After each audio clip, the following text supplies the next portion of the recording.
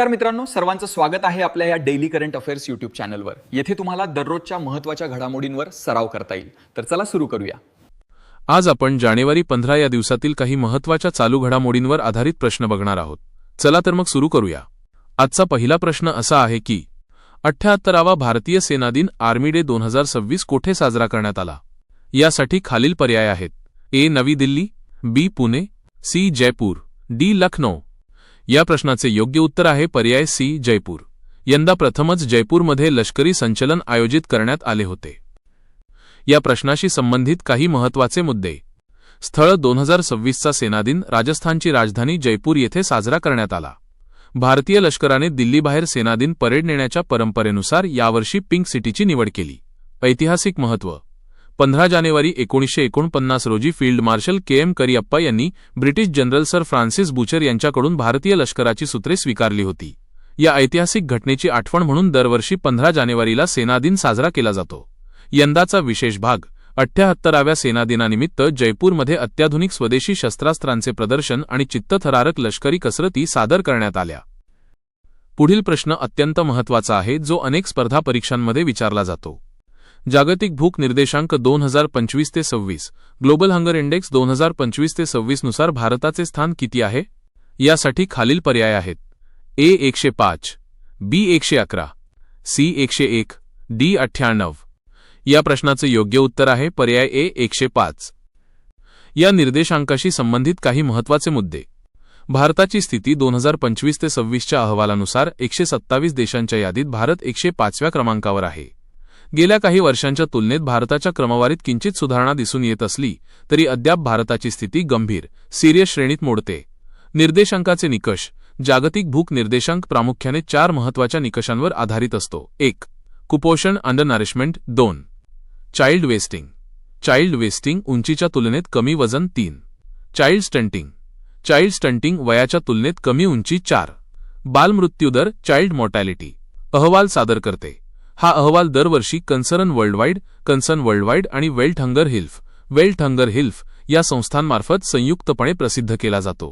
शेजारील देश दक्षिण आशियाई देशांमध्ये श्रीलंका आणि नेपाळची स्थिती भारतापेक्षा चांगली असल्याचे या अहवालात नमूद करण्यात आले आहे। आता आपण वळूया आपल्या आजच्या तिसऱ्या महत्त्वाच्या प्रश्नाकडे। जानेवारी 2026 मध्ये कोणत्या पुस्तकाने बेस्टसेलर आणि महत्त्वाच्या साहित्य पुरस्काराची नामांकने मिळवली आहेत?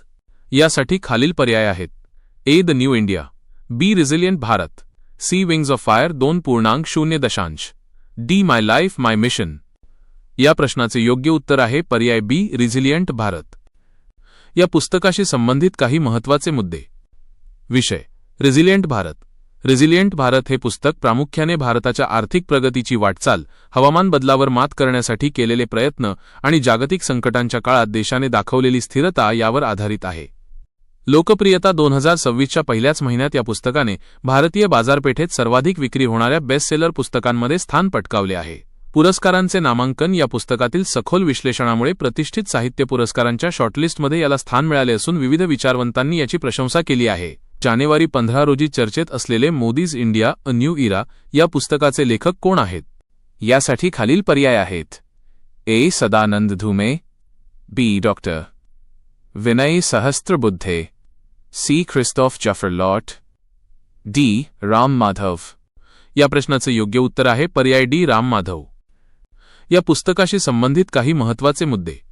लेखक परिचय: राम माधव हे प्रसिद्ध विचारवंत आणि लेखक असून त्यांनी यापूर्वी अनेक राजकीय आणि धोरणात्मक विषयांवर पुस्तके लिहिली आहेत। पुस्तकाचा विषय: मोदीज इंडिया अ न्यू इरा हे पुस्तक गेल्या दशकातील भारताच्या बदलत्या राजकीय, सामाजिक आणि आर्थिक परिस्थितीचे विश्लेषण करते। यात प्रामुख्याने भारताच्या सॉफ्ट पॉवर आणि जागतिक स्तरावरील वाढत्या महत्त्वावर प्रकाश टाकण्यात आला आहे। चर्चेतील कारण: जानेवारी 15 रोजी या पुस्तकाच्या संभाव्य प्रकाशनामुळे आणि त्यातील काही महत्त्वाच्या प्रकरणांच्या चर्चेमुळे हे पुस्तक साहित्य आणि राजकीय वर्तुळात चर्चेचा विषय ठरले आहे। आता पुढील 5वा प्रश्न बघूया। जानेवारी 15 रोजी ऑस्ट्रेलियाविरुद्ध सुरू असलेल्या कसोटी मालिकेत कोणता भारतीय खेळाडू सर्वात जलद 100 विकेट्स घेणारा खेळाडू ठरला? यासाठी खालील पर्याय आहेत: A R Ashwin, B Jasprit Bumrah, C Ravindra Jadeja, D Mohammed Shami. या प्रश्नाचे योग्य उत्तर आहे पर्याय बी जसप्रीत बुमराह। या विक्रमाशी संबंधित काही महत्त्वाचे मुद्दे। ऐतिहासिक कामगिरी: भारताचा स्टार वेगवान गोलंदाज जसप्रीत बुमराह याने ऑस्ट्रेलियाविरुद्धच्या कसोटी मालिकेत आपल्या शिरपेचात हा मानाचा तुरा रोवला आहे. त्याने सर्वात कमी कसोटी सामन्यांत 100 बळी घेण्याचा टप्पा गाठला. विक्रमाचे स्वरूप: भारतीय वेगवान गोलंदाजांमध्ये सर्वात जलद 100 बळी घेण्याचा विक्रम आता बुमराहच्या नावावर झाला आहे. त्याने कपिल देव आणि इरफान पठाण यांसारख्या दिग्गजांना मागे टाकले आहे. कसोटी मालिकेतील महत्त्व: ऑस्ट्रेलियासारख्या बलाढ्य संघाविरुद्ध त्यांच्याच भूमीवर हा टप्पा गाठणे हे बुमराहच्या जागतिक दर्जाच्या गोलंदाजीचे प्रतीक मानले जाते. खेळाडूची वैशिष्ट्ये: बुमराहच्या अचूक यॉर्कर आणि वेगवान चेंडूंच्या जोरावर त्याने अल्पावधीतच तिन्ही फॉर्मॅटमध्ये आपली छाप पाडली आहे. आता पुढील 6वा प्रश्न बघूया. जानेवारी 2026 मध्ये आंतरराष्ट्रीय नाणेनिधी IMFच्या भिंतीवर चित्रित होणारी पहिली भारतीय महिला अर्थशास्त्रज्ञ कोण ठरल्या? यासाठी खालील पर्याय आहेत. A. Nirmala Sitharaman, B. Gita Gopinath, C. Arundhati Bhattacharya, D. यापैकी नाही. या प्रश्नाचे योग्य उत्तर आहे पर्याय B. गीता गोपीनाथ. या ऐतिहासिक घटनेशी संबंधित काही महत्त्वाचे मुद्दे. बहुमान: गीता गोपीनाथ या आंतरराष्ट्रीय नाणेनिधीच्या IMF wall of former chief economist, माजी मुख्य अर्थशास्त्रज्ञांची भिंत वर स्थान मिळवणाऱ्या पहिल्या भारतीय महिला आणि दुसऱ्या भारतीय रघुराम राजन यांच्यानंतर ठरल्या आहेत. पदभार: त्यांनी 2019 ते 2022 या काळात IMFच्या मुख्य अर्थशास्त्रज्ञ म्हणून काम पाहिले असून सध्या त्या IMFच्या डेप्युटी मॅनेजिंग डायरेक्टर DMD म्हणून कार्यरत आहेत. कामगिरी: जागतिक आर्थिक संकटाच्या काळात आणि विशेषतः कोरोना महामारीच्या वेळी त्यांनी जागतिक अर्थव्यवस्थेचे केलेले विश्लेषण अत्यंत महत्त्वाचे मानले जाते. मूळ: त्या भारतीय वंशाच्या असून त्यांनी आपले शिक्षण दिल्ली विद्यापीठ आणि त्यानंतर हार्वर्ड विद्यापीठातून पूर्ण केले आहे. आता पुढील 7वा प्रश्न बघूया.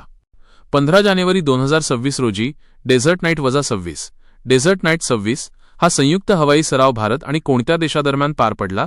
यासाठी खालील पर्याय आहेत. A. France, B. संयुक्त अरब अमिराती UAE, C. America, D. Japan. या प्रश्नाचे योग्य उत्तर आहे पर्याय A. फ्रान्स. या सरावाशी संबंधित काही महत्त्वाचे मुद्दे. सहभाग: हा सराव भारतीय हवाई दल IAF आणि फ्रेंच हवाई दल French air and space force यांच्यात पार पडला. राफेल विमानांचा सहभाग: या सरावाचे मुख्य आकर्षण म्हणजे दोन्ही देशांच्या राफेल लढाऊ विमानांनी यात प्रत्यक्ष सहभाग नोंदवला होता. सरावाचे स्वरूप: अरबी समुद्राच्या वरील हवाई क्षेत्रात हा सराव आयोजित करण्यात आला असून दोन्ही देशांमधील लष्करी सहकार्य आणि इंटरऑपरेबिलिटी वाढवणे हा याचा मुख्य उद्देश होता. रणनीतिक महत्त्व: हिंद महासागर क्षेत्रात सुरक्षा आणि परस्पर सामंजस्य दृढ करण्यासाठी अशा सरावांचे मोठे महत्त्व असते. आता पुढील 8वा प्रश्न बघूया. 15 जानेवारी 2026 रोजी प्रकाशित झालेले the soul of the soldier या पुस्तकाचे लेखक कोण आहेत? यासाठी खालील पर्याय आहेत. A. General Manoj Pande, B. Rajnath Singh, C. निवृत्त general MM Naravane, D. Shashi Tharoor. या प्रश्नाचे योग्य उत्तर आहे पर्याय C. निवृत्त जनरल MM नरवणे. या पुस्तकाशी संबंधित काही महत्त्वाचे मुद्दे. लेखक परिचय: MM नरवणे हे भारतीय लष्कराचे 28वे लष्कर प्रमुख चीफ ऑफ आर्मी स्टाफ होते. त्यांच्या कार्यकाळात त्यांनी लष्कराचे आधुनिकीकरण आणि सीमेवरील आव्हानांचे सक्षम नेतृत्व केले. पुस्तकाचा विषय: the soul of the soldier. हे पुस्तक एका सैनिकाचे जीवन, लष्करातील शिस्त, मूल्ये आणि युद्धाच्या मैदानावरील अनुभवांचे दर्शन घडवते.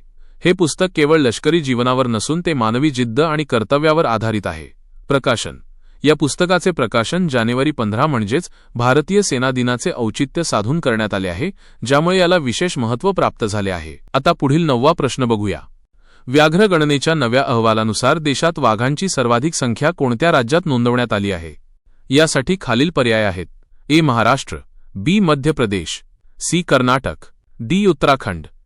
या प्रश्नाचे योग्य उत्तर आहे पर्याय B. मध्य प्रदेश. या अहवालाशी संबंधित काही महत्त्वाचे मुद्दे. टायगर स्टेट मध्य प्रदेशने पुन्हा एकदा देशात सर्वाधिक वाघ असलेले राज्य म्हणून आपला मान राखला आहे. म्हणूनच या राज्याला टायगर स्टेट असे म्हटले जाते. वाघांची संख्या: ताज्या आकडेवारीनुसार मध्य प्रदेशातील कान्हा, बांधवगड आणि पेंच सारख्या व्याघ्र प्रकल्पांमुळे वाघांच्या संख्येत मोठी वाढ झाली आहे.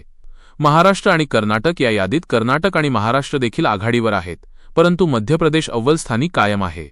संरक्षण प्रयत्न: व्याघ्र संवर्धनासाठी राबवण्यात आलेले प्रोजेक्ट टायगर आणि वन विभागाचे चोख नियोजन यामुळे भारताने वाघांच्या संख्येत जागतिक स्तरावर उल्लेखनीय यश मिळवले आहे. आता पुढील 10वा प्रश्न बघूया. भारताने पहिल्यांदाच कोणत्या देशाला ब्राह्मोस क्षेपणास्त्राची निर्यात 15 जानेवारी 2026च्या करारानुसार पूर्ण केली? यासाठी खालील पर्याय आहेत. A. Philippines, B. Vietnam, C. Indonesia, D. Thailand. या प्रश्नाचे योग्य उत्तर आहे पर्याय A. फिलिपाईन्स. या कराराशी संबंधित काही महत्त्वाचे मुद्दे. ऐतिहासिक निर्यात. भारताने संरक्षण क्षेत्रातील स्वयंपूर्णतेकडे पाऊल टाकत ब्राह्मोस या सुपरसॉनिक क्रूझ क्षेपणास्त्राची पहिली मोठी खेप फिलिपाईन्सला यशस्वीरित्या सुपूर्द केली आहे. संरक्षण करार. हा करार भारत आणि फिलिपाईन्स दरम्यानच्या वाढत्या संरक्षण सहकार्याचा एक भाग असून यामुळे भारताची ओळख आता शस्त्रास्त्र निर्यातदार देश म्हणून अधिक मजबूत झाली आहे.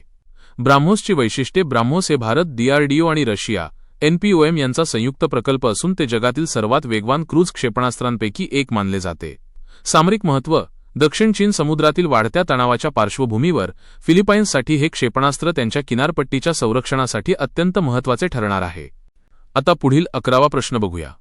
15 जानेवारी 2026 रोजी अरबी समुद्रात भारत आणि कोणत्या देशाच्या नौदलामध्ये वरुणा 26 या सरावाच्या तयारीची बैठक पार पडली? यासाठी खालील पर्याय आहेत. A. Russia, B. France, C. America, D. Britain. या प्रश्नाचे योग्य उत्तर आहे पर्याय B. फ्रान्स. या सरावाशी संबंधित काही महत्त्वाचे मुद्दे. सरावाचे स्वरूप. वरुण हा भारत आणि फ्रान्स यांच्या नौदलांमधील एक द्विपक्षीय सराव आहे. याची सुरुवात 1993 मध्ये झाली होती आणि 2001 मध्ये याला वरुण असे नाव देण्यात आले. सहभाग. या सरावात दोन्ही देशांच्या विनाशिका, डिस्ट्रॉयर्स, युद्धनौका, फ्रिगेट्स, पाणबुड्या आणि सागरी गस्ती विमानांचा समावेश असतो. उद्देश. दोन्ही नौदलांमधील तांत्रिक सहकार्य वाढवणे, सागरी सुरक्षेसाठी समन्वय साधणे आणि हिंदी महासागर क्षेत्रात शांतता राखणे हा या सरावाचा मुख्य उद्देश आहे. महत्त्व. वरुण-2026च्या तयारीनिमित्ताने झालेली ही बैठक दोन्ही देशांमधील धोरणात्मक भागीदारी अधिक मजबूत असल्याचे दर्शवते. आता पुढील 12वा प्रश्न बघूया. 15 जानेवारी 2026 रोजी भारतीय ऑलिम्पिक संघाच्या IOA नवीन मुख्य कार्यकारी अधिकारी CEO पदी कोणाची निवड करण्यात आली? यासाठी खालील पर्याय आहेत. A. T. Usha, B. Raghuram Iyer, C. Amitabh Kant, D. Shashank Manohar. या प्रश्नाचे योग्य उत्तर आहे पर्याय B. रघुराम अय्यर. या नियुक्तीशी संबंधित काही महत्त्वाचे मुद्दे. महत्त्वाची नियुक्ती. भारतीय ऑलिम्पिक संघाने IOA व्यावसायिक प्रशासनाला प्राधान्य देत रघुराम अय्यर यांची CEO म्हणून निवड केली आहे. या पदासाठी त्यांची निवड प्रक्रिया अत्यंत काटेकोरपणे पार पडली. अनुभव. रघुराम अय्यर यांना क्रीडा व्यवस्थापनाचा मोठा अनुभव आहे. त्यांनी यापूर्वी IPL मधील राजस्थान रॉयल्स, लखनौ सुपरजायंट्स आणि रायझिंग पुणे सुपरजायंट्स यांसारख्या संघांचे CEO म्हणून काम पाहिले आहे. IOAची भूमिका. भारतीय ऑलिम्पिक संघाच्या अध्यक्षा PT उषा असून त्यांच्या नेतृत्वाखाली भारतीय क्रीडा प्रशासनात पारदर्शकता आणि व्यावसायिकता आणण्यासाठी ही नियुक्ती महत्त्वाची मानली जात आहे. जबाबदारी. आगामी आंतरराष्ट्रीय क्रीडा स्पर्धा आणि ऑलिम्पिकमधील भारताच्या सहभागाचे उत्तम नियोजन करण्याची मुख्य जबाबदारी त्यांच्यावर असणार आहे. आता पुढील 13वा प्रश्न बघूया. जानेवारी 15 रोजी जाहीर झालेल्या अहवालानुसार महाराष्ट्रातील कोणत्या व्याघ्र प्रकल्पाने झिरो पोचिंग, शून्य शिकारीचे उद्दिष्ट पूर्ण केले? यासाठी खालील पर्याय आहेत. A. Melghat, B. Pench, C. Sahyadri, D. Navegaon Nagzira. या प्रश्नाचे योग्य उत्तर आहे पर्याय B. पेंच. या यशाशी संबंधित काही महत्त्वाचे मुद्दे. महत्त्वाची कामगिरी. नागपूर जिल्ह्यातील पेंच व्याघ्र प्रकल्पाने वन्यजीव संरक्षणात मोठी झेप घेत शून्य शिकारी, झिरो पोचिंग हे अत्यंत कठीण उद्दिष्ट यशस्वीपणे गाठले आहे. आधुनिक तंत्रज्ञान. हे यश मिळवण्यासाठी पेंच व्यवस्थापनाने अत्याधुनिक ड्रोन पाळत, ई-सर्व्हेलन्स आणि स्थानिक गावकऱ्यांच्या मदतीने तयार केलेले वाघ मित्र जाळे यांचा प्रभावी वापर केला. आंतरराष्ट्रीय मानक. पेंच व्याघ्र प्रकल्पाने संवर्धनाचे उच्च दर्जाचे निकष पाळल्यामुळे राष्ट्रीय स्तरावर देखील या प्रकल्पाची प्रशंसा करण्यात आली आहे. पर्यटन आणि संरक्षण. या यशामुळे पर्यटकांचा ओघ वाढण्यासोबतच वाघांच्या अधिवासाची सुरक्षा देखील सुनिश्चित झाली आहे. आता पुढील 14वा प्रश्न बघूया. 15 जानेवारी 2026 रोजी झालेल्या राष्ट्रीय बॅडमिंटन चॅम्पियनशिपमध्ये पुरुष एकेरीचे विजेतेपद कोणी पटकावले? यासाठी खालील पर्याय आहेत. A. लक्ष्य Sen, B. Kidambi Shrikant, C. Satwik Sairaj, D. Chirag Shetty. या प्रश्नाचे योग्य उत्तर आहे पर्याय A. लक्ष्य सेन. या विजयाशी संबंधित काही महत्त्वाचे मुद्दे. विजेतेपद. भारतीय बॅडमिंटन स्टार लक्ष्य सेन याने आपल्या आक्रमक खेळाचे प्रदर्शन करत राष्ट्रीय बॅडमिंटन चॅम्पियनशिप 2025-26 मध्ये पुरुष एकेरीचे जेतेपद पटकावले आहे. विशेष कामगिरी. जानेवारी 2026 मध्ये झालेल्या या स्पर्धेत लक्ष्य सेनने सुरुवातीपासूनच वर्चस्व राखले होते.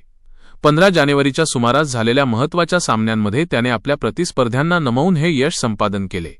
कसोटी काळानंतरचे यश. पॅरिस ऑलिम्पिकमधील दमदार कामगिरीनंतर लक्ष्य सेनने राष्ट्रीय स्तरावर आपले स्थान पुन्हा एकदा सिद्ध केले आहे. स्पर्धेचे महत्त्व.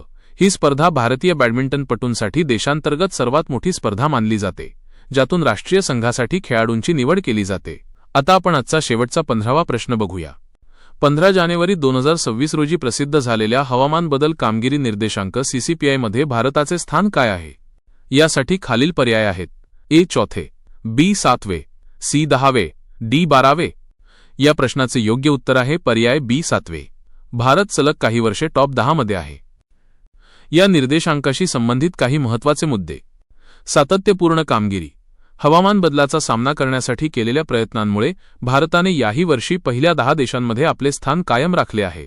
भारत सध्या 7व्या क्रमांकावर आहे. निर्देशांकाचे निकष. हा निर्देशांक मुख्यत्वे 4 श्रेणींवर आधारित असतो. 1.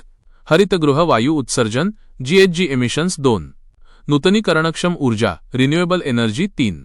ऊर्जेचा वापर एनर्जी यूज. 4. हवामान धोरण क्लायमेट पॉलिसी. महत्वाची बाब. या निर्देशांकात पहिल्या 3 क्रमांकावर 1, 2 आणि 3 कोणताही देश पात्र ठरू शकलेला नाही, कारण एकाही देशाने जागतिक तापमान वाढ 1.5 कॅड टेक्स्ट C पर्यंत मर्यादित ठेवण्यासाठी आवश्यक असलेले सर्व निकष पूर्ण केलेले नाहीत. भारताचे ध्येय. भारत सरकारने नेट झिरो उत्सर्जनाचे जे लक्ष्य ठेवले आहे त्या दिशेने होत असलेल्या प्रगतीमुळे भारताची क्रमवारी सुधारत आहे. तर मित्रांनो, हे होते आजचे महत्त्वाचे 15 चालू घडामोडींचे प्रश्न. तुम्हाला हा व्हिडिओ कसा वाटला हे कमेंटमध्ये नक्की सांगा. जर तुम्हाला ही माहिती उपयुक्त वाटली असेल तर व्हिडिओला लाईक करा आणि तुमच्या स्पर्धा परीक्षेची तयारी करणाऱ्या मित्रांसोबत शेअर करा. अशाच रोजच्या चालू घडामोडींच्या अपडेट्ससाठी आपल्या डेली करंट अफेअर्स चॅनलला सबस्क्राईब करायला विसरू नका आणि बेल आयकॉनवर क्लिक करा. उद्या पुन्हा भेटूया नवीन प्रश्नांसह. तोपर्यंत अभ्यास करत रहा. धन्यवाद.